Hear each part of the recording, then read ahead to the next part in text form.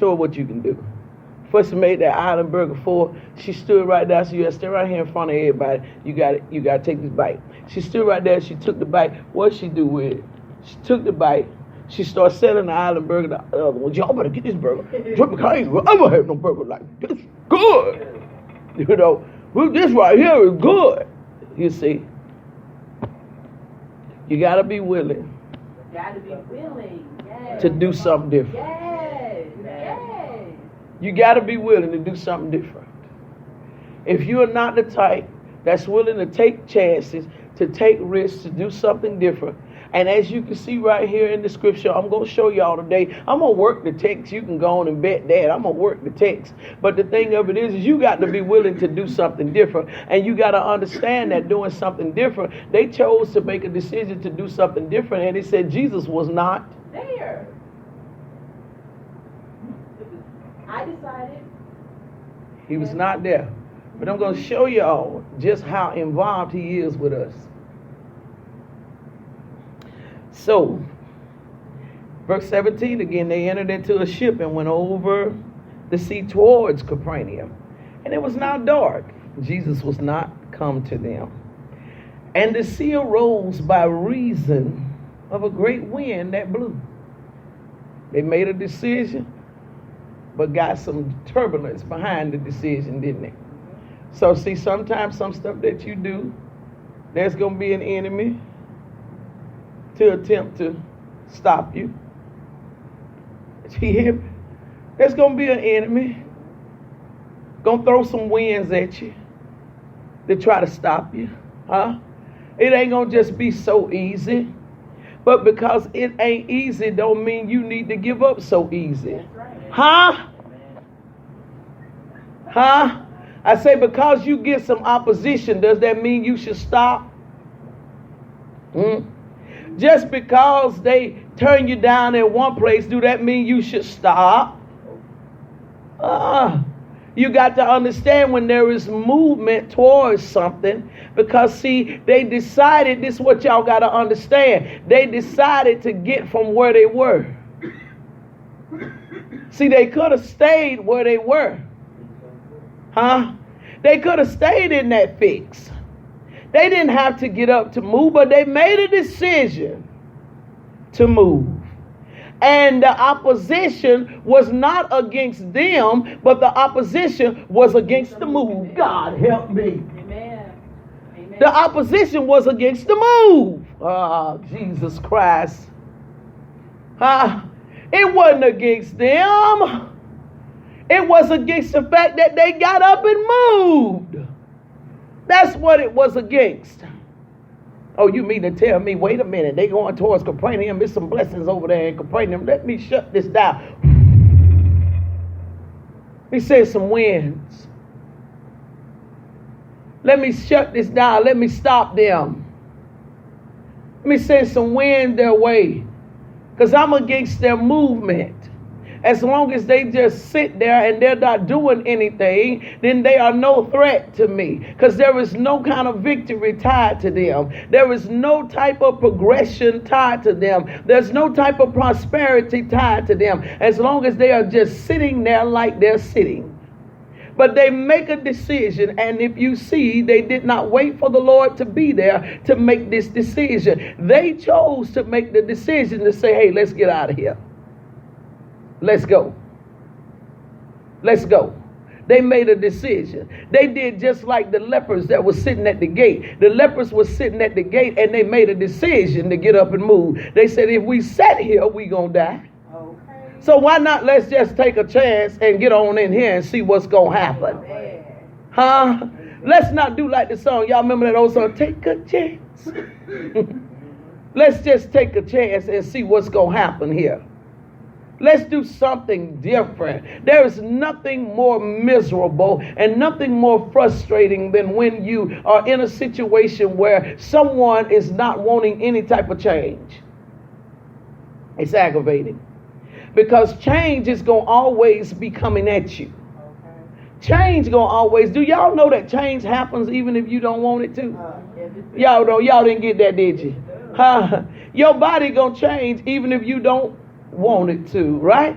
Change happens. Do you realize that the sun goes down every day whether you want it to or not, right? And the moon comes up at night whether you want it to or not. There are certain things about change you can't do nothing with. And because God has positioned our life to be a life that, Msphine, what you doing? Do it then. Okay. This is the thing, because God has positioned our lives to be about change. When we don't change, we feel the effects of it. And what happens when you don't change, you become miserable. Miserable. I'm gonna rock this till I leave this world. Can't nobody convince me. Misery comes from people that won't change. That's why miserable. That's what makes you miserable. It's when you refuse to make a change. Something change is coming at you and you are refusing to make the change. So now you're sad because you're stuck in a place, or you want to stay in a place that is no longer your place. So now you have become miserable because it's no longer your place. But you still trying to stay there. So it's miserable. You got to understand. Listen, you got to understand that the Lord has set a plan in motion for our lives. And the plan for our lives involves change. God help me. It involves change. The plan for our lives involves change. I'm going to tell you again. The plan for our mind too involves change. So if you don't like change, if you don't want to move with change, then you're going to always have struggles in life. It's going to always be some type of discomfort, just trying to make it pretty for you. Some type of discomfort that you're going to experience in life. You're not going to like things when things begin to change. You're going to get upset when people that are around you begin to change. You're not going to like that. Why are you changing? And all this kind of stuff. No, it's a part of life. It brings about change. Change. They decided to get up from the place of where they were and make a change. And when they started making a change, opposition came against them. God. Opposition came against them when they decided to make a change. God, help me today, please, for my intercessors. When they decided to make a change, opposition came. Verse 18, John 6 and 18. And the sea arose by reason, look what it says, by reason of a great wind that blew. It gives precise indication of what took place to try to stop them. You will always know, if you pay attention, what's trying to stop you. Sometimes it might be you. Okay. You gonna know. A lot of times we are casters, and when I say casters, we are the type of people that Adam was. See, you got to understand there are certain natures about us that we have to dominate. Every one of us, I don't care who you are, every one of us have to dominate this nature here. That nature that came from Adam is a part of all of us, and you have to dominate that nature. That nature that came from Eve is a part of all of us. I'll tell you why. I'll make it plain for you. They were the first parents of creation. The first parents. The lineage came down through them. Do you hear me? The lineage came down from them. He was the first father that there was of reproduction. She was the first mother that there was of reproduction. And there was natures that was inside of them that were passed down. That is why we call it generational and those things. And so what was a nature that Adam had? Adam took on a nature of blame. Because as soon as the situation took place, the first thing he said, it was that woman you gave me. This is what he threw in God's face. Now, God created something for him.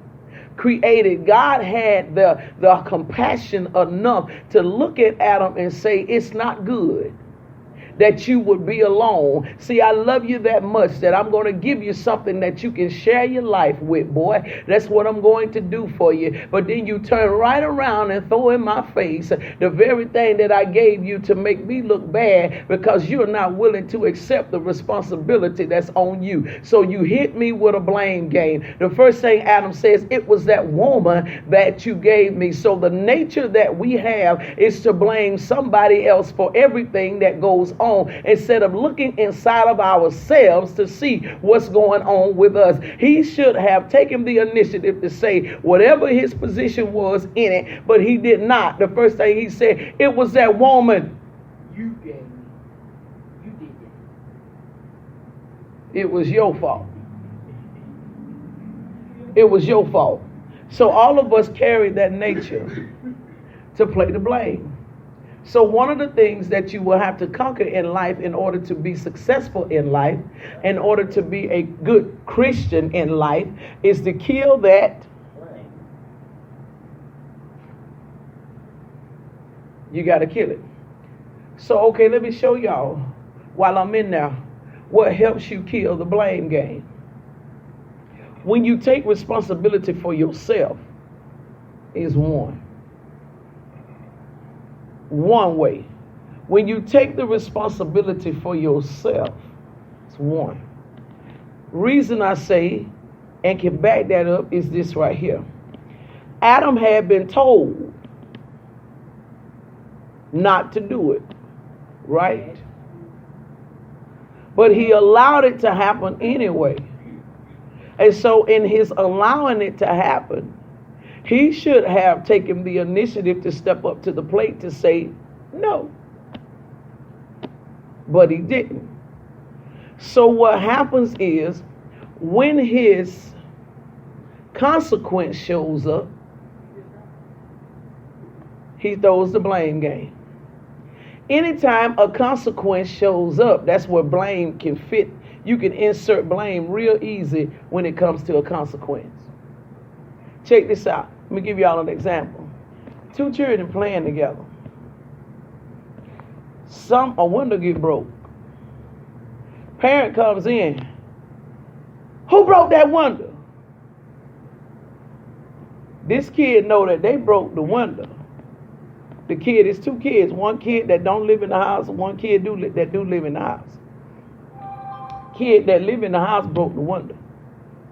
But kid that lives in the house says, they broke the window, but you the one let them come over here and play with me.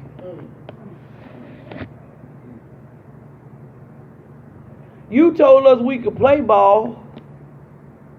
See, that's a blame. And that blame was inserted where? At the consequence. You can always, anytime, I want y'all to think about it from now on. Catch it in life. Watch it from now on. Anytime you see blame be shifted, it's because there's a consequence somewhere. And that consequence is not wanting to be dealt with. So it's your fault this happened. See? Because they don't want to accept the consequence of something. So let me shift it to somewhere else. You driving, taking somebody somewhere, and get a ticket. See, that if I hadn't been taking you, I wouldn't have got this ticket. See, the blame came at the consequence, didn't it? It's going to always come. But there is a consequence. But guess what? The person, it wasn't the person that was in the car that they were taking somewhere that was doing something wrong. Yep. It was you. Yeah. But you don't want to see you. So Adam didn't want to see himself, so he shifted the blame on Eve. If it wasn't for you, I wouldn't be this. If it wasn't for you, I wouldn't be that. See, he didn't want to see his own self. So he shifted that blame on that girl. If it wasn't for you. What do you mean? See, the thing of it is you shouldn't have